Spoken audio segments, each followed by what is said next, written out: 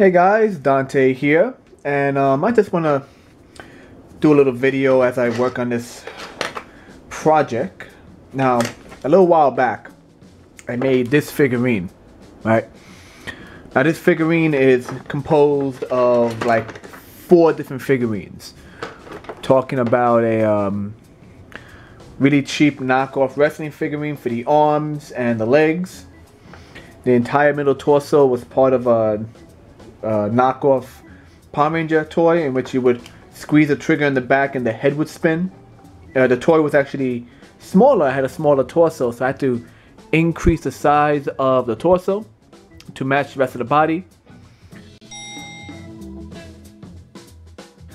And when you squeeze it, the head spins. There's no secondary head, just the top head. And the top head is a major chip hazard from small soldiers.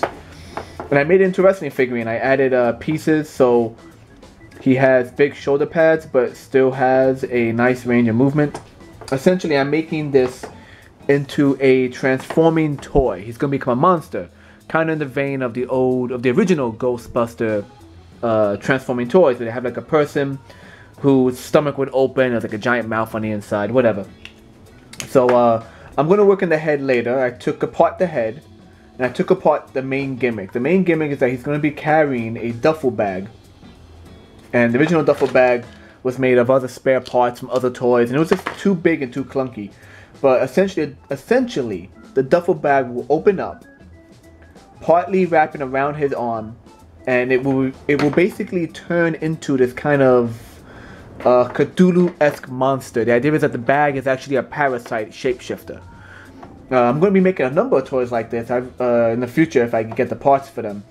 But yeah, his bag grabs onto his arm, will grow out these tendrils. These are nice little tentacle looking pieces. And then his head will switch over and he'll just be this big brute. For now, this is called Tiny. His name is Tiny. These octopus tentacles were cast in resin from a toy I found in a thrift store. It was a giant octopus toy for like kids.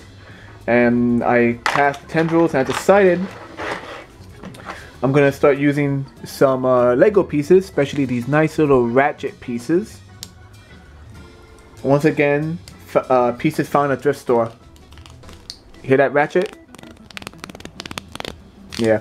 So that's going to be the main body of it. So yeah, I'm just going to start cutting into it. And just want to show you the process I go through when doing customized figurines. So let's jump into it.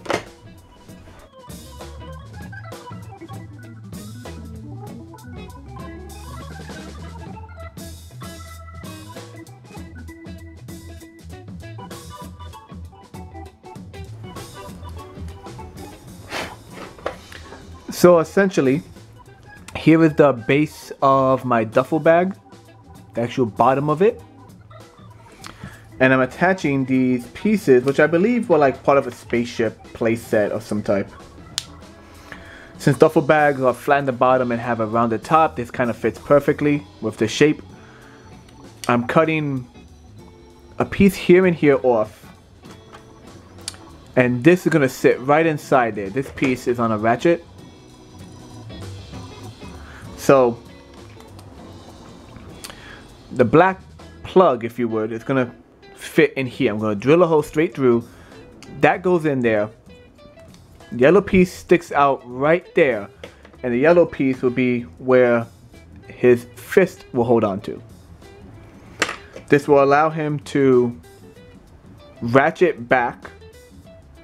And then these open up to reveal a bunch of monstrous skin texture on the inside. So now with pretty much the main anchor of the whole body, the main skeleton pieces right here finished, I took a Lego piece similar to this, really similar, with its little C-clamp and this pipe. So here is the Lego piece with a C-clamp on it and this pipe, and I fastened onto the pipe this miscellaneous piece of plastic. I think it was the back of like a car or something, some toy car. And I'm going to turn it from here just so you can see. It's a nice door hinge. It goes from that to just, oh,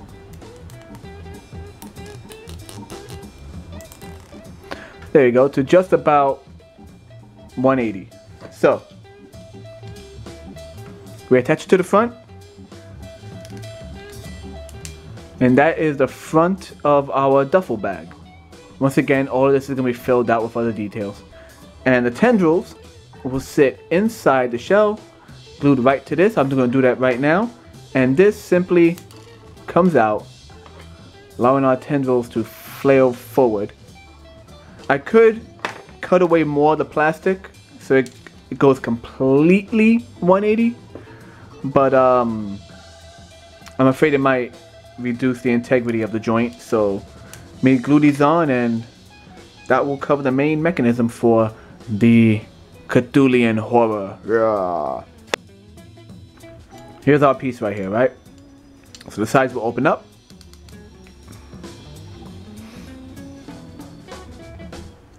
The fist, which is attached to here, will rotate back. And the front panel rotates forward to reveal these nice curving tendrils. There's 3 of them. I'll do some sanding, and I'll add some more clay, some kind of epoxy clay to fill out the tendrils. To fill up the gap here, I'll add maybe a mouth, I'll add some eyes, something really creepy. Okay, so after much measuring and cutting and remeasuring, you can see all the little pieces of plastic I used for this. It's a styrene sheets, I believe they're called. Styrene sheets are good plastic. I went and finished what is pretty much the shell.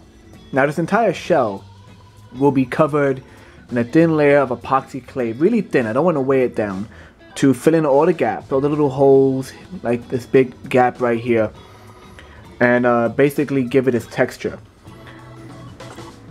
I've already gone and drilled small divots in the Lego pieces, so when I paint it, they'll match the suction cups. There'll be like ongoing suction cups all through here. These little pieces here are bones from a plastic keychain skeleton, a really cheap skeleton from a Halloween store. There's a little dangly limbs, you know, spooky skeletons. Okay guys, so we have our main piece here. Now what I want to do is add a piece on the back end that will clamp down, or at least visually clamp down, on our character's hand, or rather his forearm, just to kind of once again make it look like it's holding him, rather than him holding this. Now the issue with making customized figurines is that, at least for me, you run out of figurine joints. You run out of, you know, ratchet joints, and even if you have the joints and pivots and all of that, ball joints, you have to add it to the piece, as opposed to them being built into the structure. Like when it comes to Lego, this hinge is built into the plastic, but if I want to add a hinge, I would have to add it on top or cut into the plastic and risk the stability of the entire piece. Case in point, here is that C-clamp I showed before, with what's left of an antenna going through it. And what I did, I took this thicker piece. This is a thicker piece of plastic, as opposed to what I used in the shell. It's like twice as thick. Shaved it into a loop, or rather into a circular piece. Let me see if I get it in focus. And then I poked a hole in it, because I need to make a joint from this. I'm also going to add a second piece on the opposite side, and use a miscellaneous plastic in between to brace the whole thing. That way this entire piece will turn, and it's gonna go more or less right there, and I'm gonna be attaching these onto it. Of course, these will have a cut in it, so it'll be a nice loop, and essentially they will rotate outward like so trapping the character's arm inside. So I'm going to glue this all together, Dremel this out, and then close it up to see how it fits, maybe do some trimming. And that should be the, well, almost the end of all the transformation points. And that'll finish the first phase of this project. Because there are technically 3 phases to all of these projects I do. And I'll explain that in a minute. Let's get gluing.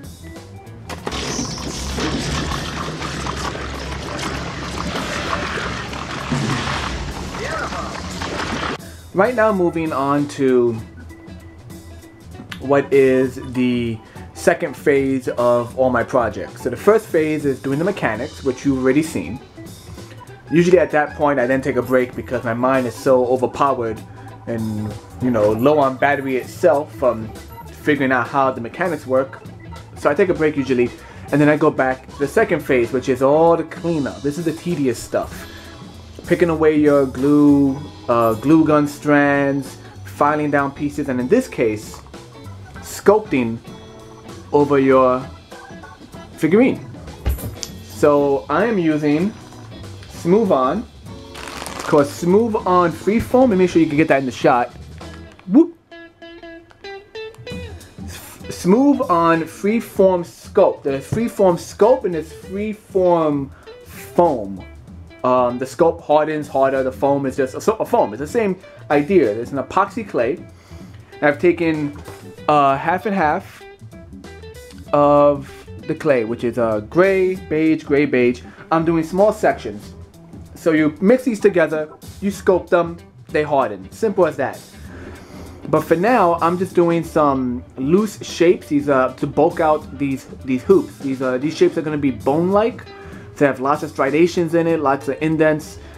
I've been opening and closing it to see how it scrapes against the tentacles, and then removing that little bit from inside. So I'm just gonna keep going, adding more to the hoops, adding some to the inner side of pretty much everything. The inner side here, the inner side here, to give the whole inside of this piece a nasty flesh feel, because that's what we're going for. Bag on the outside, fleshy on the inside.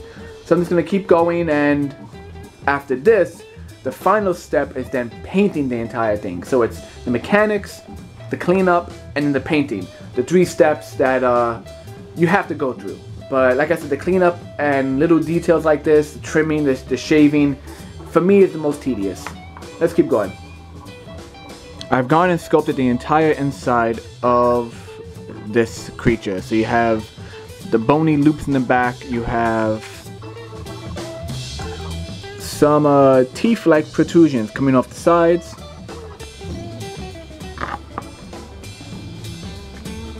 I did some veiny details.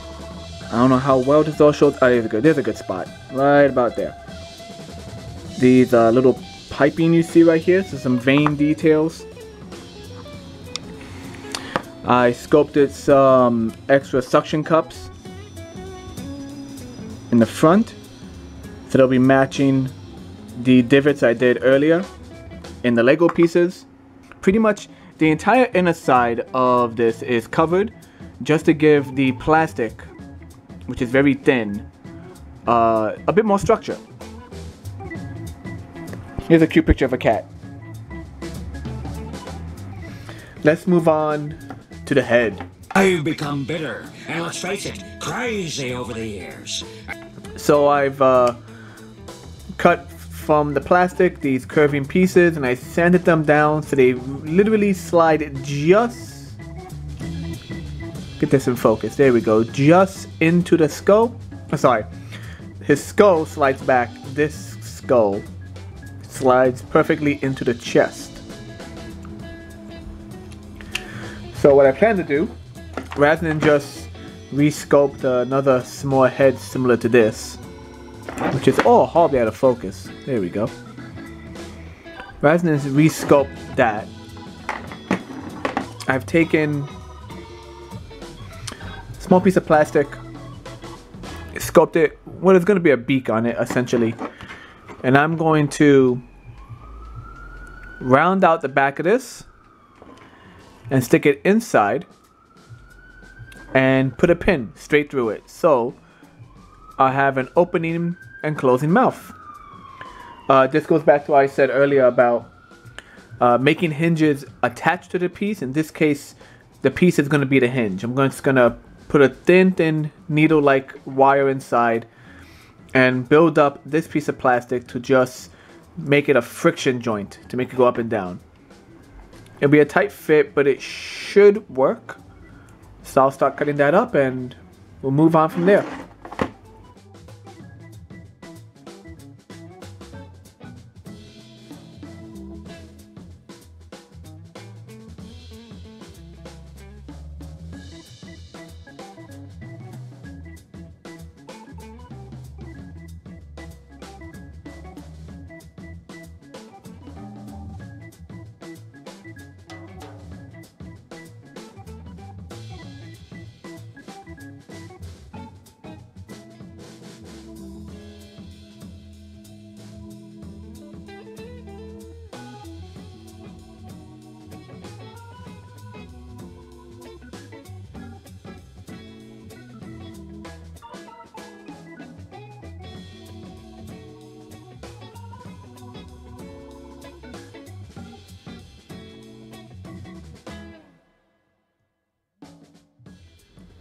Okay, so here we are in what is essentially the final stretch of the molding.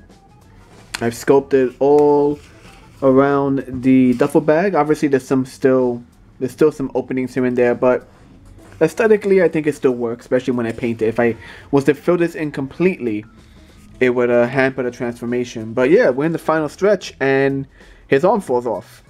Like, it just straight up ripped right off from the little peg that was in the shoulder, because once again this was a knockoff figurine, so it had really crappy joints. But you know what, a blessing in disguise, because I am working this guy up from the top, from the bottom up, top down, whatever you want to call it. So why not redo the arms? Here is the shoulder pad, which I've gone and added the sculpting material all here, so it's no longer held on by just a few thin layers of plastic. I've bulked it up using the sculpting material, the epoxy clay. Sanded the shoulder down. I'm going to sand this down once it dries, and I'm going to attach this right into the shoulder. And I've gone and drilled a hole in the arm and drilled a hole in the shoulder pad. So I've changed how the mechanic works. This will allow it to swing like so, like a mushroom peg. With the new hole, it will still be able to swing outward to a certain extent. And if this works, I might just snap off this arm and repeat the process. And then once that's all done, maybe add some more clay to the crotch area, whatever, all the cleanup, and then we'll go to painting. And so, without any further ado, here's our boy. Here's Tiny, all finished up and painted. Granted, he is nowhere near as clean as I wanted him to be, meaning lots of rough edges with the sculpting, not as clean with the painting, but in the end I was aiming for the functionality as opposed to the final product. And if the function works, I can always remake it in the future for much more cleaner finished product. But yeah, here's Tiny. Let's pick him up for a sec. So he has this big .01 football jersey or football shirt with his big shoulder pads. Now, as you could tell, as you might be able to tell, I don't know, this final video is a portion being done way after the last large segment of this entire video. In other words, some things have happened. He's fallen off of tables twice. His arm came off again. But you can see at least now how he looks all together. He has his football gear, his padded pants, his gray, white, and red motif. He has his, the paint under the eyes. Very bright. Don't know if I can get that in focus. He has crazy eyes too. And he has the big old duffel bag, painted brown with black lining. The big front pocket they sometimes have, the back pocket, etc. And the articulation is still there. He has his ball jointed legs, his knees, his ankles, elbow, bicep, wrist and wrist swivel. Head is fixed on there though. Even this arm has the full articulation. You can still see some green from the Lego. But once again, it was more about getting the concept down.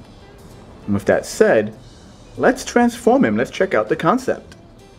So, first things first, you're going to open up the big old flaps on the side of this backpack. Oh, sorry, the side of this duffel bag, which reveals all the pink and purple color tones. Next, you're going to be move back the back section and open it up. See this white kind of bone-like structures? A bit bright. So let me see if I could adjust the light a little bit. Just for now. You have white with purple flesh and pink flesh. And you're going to rotate his arm all the way back. You see his hand is attached to these frills. Bring the tendrils all the way up. Last but not least, lock him into place. So that's the back. That's the pack itself. But for the fun part, squeeze this button in the back. It opens up the chest, and you rotate it out. And oh my goodness, look at those! Look at those crazy eyes. He has 3 eyes on one side. Oh, it's all one-sided. He has 1, 2, 3. 6 sharp teeth that just jut out, and a big beak-like mouth with a pale tongue inside there, and then 1 singular sharp tooth at the top. Let's see if I can turn the light back on and get him into a nice pose.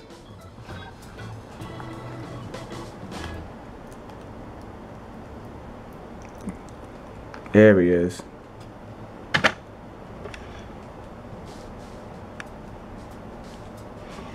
So, let's check out the giant Cthulhu-esque pack he has. Adjust this light one more time because for some reason it's way too bright.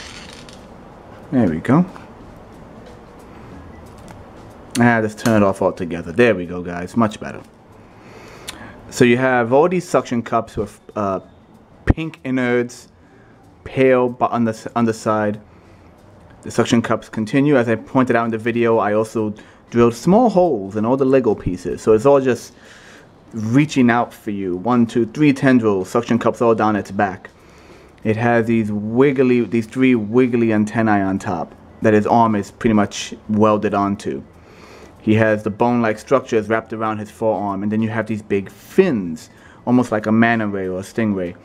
And the fins are pale purple, and they have bone structures here and here. You have black spikes going down on either side, and you have green veins everywhere. Now, normally, when I want to design these, as I call them, these pack people, whoop, stands well, there we go. The idea is having the entire body, or as much as I can of it, transform.